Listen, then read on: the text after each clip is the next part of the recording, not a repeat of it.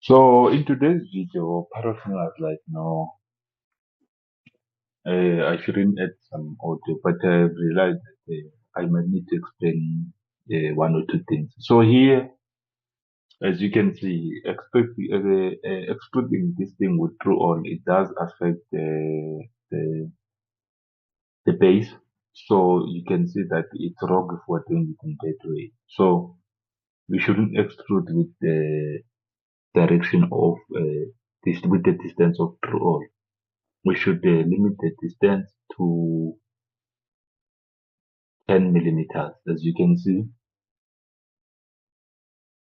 And if you are using true all, it damages the base.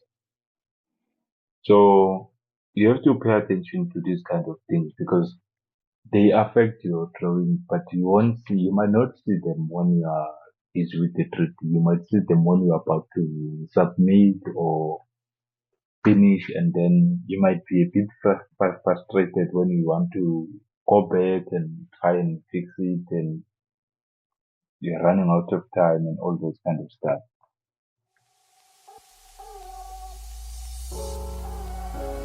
So that's why we're trying to fix it.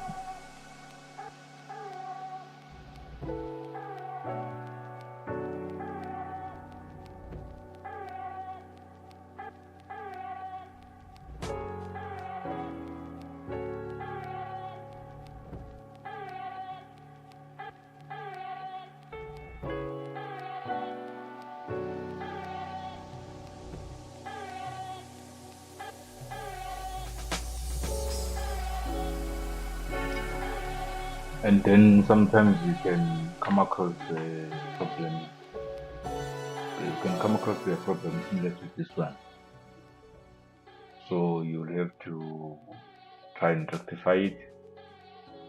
As you can see, in this case, the polygon is right at that point, but the positioning of the polygon is incorrect. So we have to try and rectify it. And remember what I told you.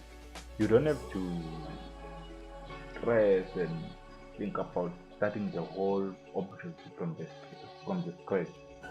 All you have to do is to try and rectify that small portion that you did incorrect, and then yeah, the life should continue. It shouldn't be difficult.